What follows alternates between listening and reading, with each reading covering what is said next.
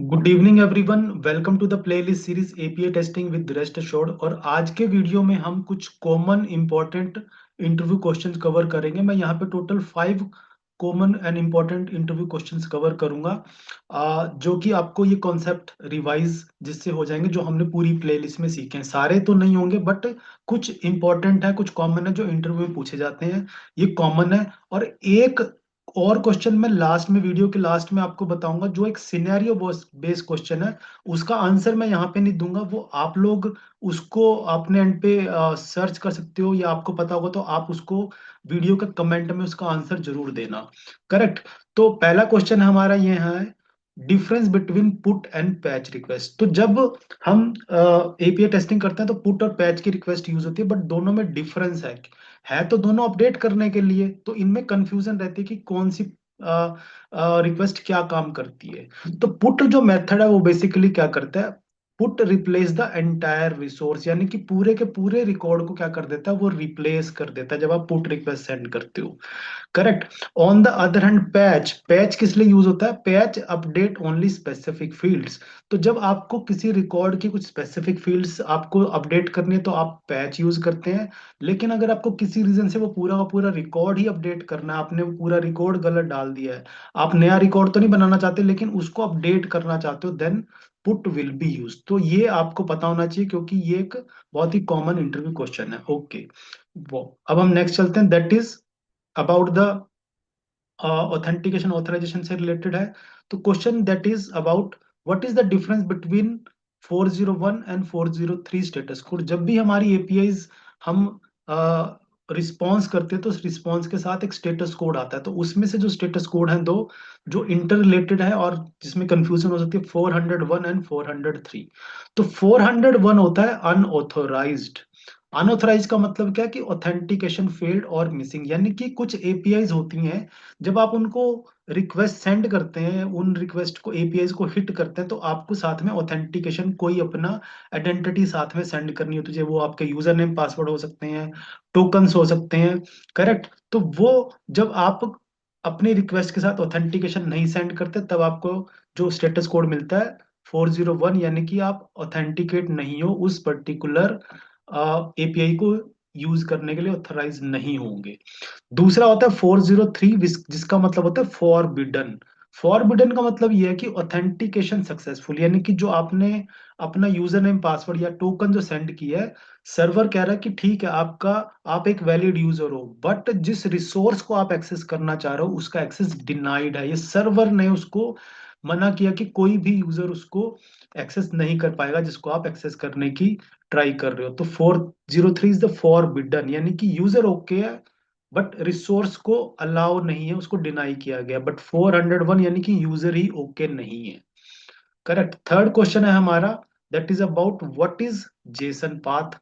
हम जब एपीआईज को सेंड करते हैं, रिस्पॉन्स करते हैं, तो हमें उस रिस्पॉन्स में से कुछ वैल्यू एक्सट्रैक्ट करनी होती है। तो जेसन पाथ हमें हेल्प करता है। So JSON path is a class use to extract values from JSON response using path expression. यानी कि जब पूरा रिस्पॉन्स आता है तो हम फिर जेसन पाथ क्लास को यूज करते हैं, जो हमें क्या करती है, हेल्प करती है रिस्पॉन्स में से स्पेसिफिक वैल्यूज को एक्सट्रैक्ट करने में हेल्प करती है। करेक्ट। तो ये एक इंपॉर्टेंट पार्ट है जेसन पाथ। फिर क्वेश्चन आता है, how many ways you can send body in post request. अब पोस्ट रिक्वेस्ट हमने यहाँ पे लर्न की है, तो पोस्ट रिक्वेस्ट के अंदर हमें बॉडी सेंड करनी पड़ती है। तो क्वेश्चन ये है कि आप पोस्ट रिक्वेस्ट में कितने डिफरेंट वेज से आप बॉडी सेंड कर सकते हो। तो पहला उसका वे है कि आप रो जेसन पास करो, अगर बहुत सिंपल है। आप यूजिंग हैश मैप यूज कर सकते हो, आप जेसन ऑब्जेक्ट यूज करते हो पोस्ट रिक्वेस्ट की बॉडी सेंड करने के लिए, पोजो क्लास यूज करते हो, और आप एक्सटर्नल जेसन फाइल भी यूज कर सकते हो। ये 5 डिफरेंट वेज है जिनसे आप क्या कर सकते हो, पोस्ट रिक्वेस्ट की बॉडी सेंड कर सकते हो। तो जो फिफ्थ क्वेश्चन है अभी, वो है, what is the use of फेकर library. फेकर library हमारी यूज होती है किस लिए, कि जब हम अपनी एपीआई टेस्ट परफॉर्म करते हैं तो हमें, जैसे पोस्ट की रिक्वेस्ट है, तो पोस्ट की रिक्वेस्ट में हम क्या करते हैं, एक नया डेटा क्रिएट करते हैं, हम उसमें डेटा एंटर करते हैं, लेकिन डेटा डुप्लीकेट हो जाता है अगर हम एक ही डेटा को बार बार करें। तो फेकर की लाइब्रेरी हमें हेल्प करती है। Faker helps us generate realistic and unique test data. यानी कि जब आप फेकर लाइब्रेरी यूज करते हैं तो वहां पे क्या होता है कि जो आपका टेस्ट डेटा है वो बिल्कुल रियल टाइम की तरह, real name, real address, real phone number, मतलब not real but look alike to be real, जो जेन्युइन लगता है आपको, बिल्कुल वो वहां पे डेटा मिलता है और वो यूनिक होता है। यानी कि जब भी आप रिक्वेस्ट सेंड करेंगे तो फेकर लाइब्रेरी क्या करती है, एक नया नेम, नया फोन नंबर, नया ईमेल एड्रेस, नया सिटी स्टेट, ये ऐसे करके आपको इन्फॉर्मेशन प्रोवाइड करता है ताकि आपका जो टेस्ट डेटा बनता है वो बहुत जेन्युइनली वहां पे क्रिएट होता है। तो इससे क्या होता है, making our test case independent, हमारे जो टेस्ट केसेस हैं वो इंडिपेंडेंट बनते हैं, रिपीटेबल बनते हैं, यानी कि आप एक ही रिक्वेस्ट को बार बार रिपीट भी कर सकते हो, and free from data collision issue, यानी कि जो एक डेटा बना है वो दोबारा नहीं बनेगा, डुप्लीकेसी नहीं आएगी, डेटा कोलाइड नहीं करेगा आपस में एक दूसरे के साथ। तो ये हमारा होता है fifth question, that is the what is the use of फेकर library. तो एक क्वेश्चन जो मैंने आपको यहाँ बताना जो सिनेरियो बेस है, जो कि मुझे इनपुट मिली है कहीं से और मैं आपको यहाँ से शेयर करना चाहता हूँ, वो क्वेश्चन क्या है, एक सिनेरियो बेस्ड क्वेश्चन है। जो क्वेश्चन 6 क्या है, यहाँ पे सपोज करो एक सिनेरियो मैं आपको बताता हूँ कि एक एपीआई 1 है, ठीक है। एपीआई 1 का जो रिस्पॉन्स है उसमें क्या है, टोटल 100 फील्ड्स हैं, करेक्ट। तो एपीआई 1 का जो रिस्पॉन्स है उसके अंदर कितने टोटल 100 फील्ड्स हैं। और अब हमें यहाँ पे क्या करना है, एपीआई चेनिंग करनी है। एपीआई चेनिंग में क्या होता है कि आपको एक एपीआई का जो रिस्पॉन्स है वो दूसरे एपीआई को सेंड करना है, तो हमें यहाँ पे एपीआई चेनिंग करनी है, ये सिनेरियो है। अब यहाँ पे क्या है, हमारे पास एपीआई 2 है, एपीआई 2 है।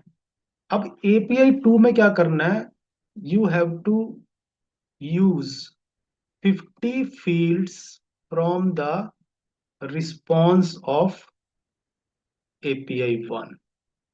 ये हमारा क्वेश्चन है कि आप इसको कैसे हैंडल करेंगे कि एपीआई 1 का जो रिस्पॉन्स है उसमें टोटल 100 फील्ड्स हैं, जो रिस्पॉन्स आ रहा है। अब आपको एपीआई 2 यानी कि रिक्वेस्ट सेंड करनी है, ये रिक्वेस्ट है, you have to use 50 fields from the response of API 1।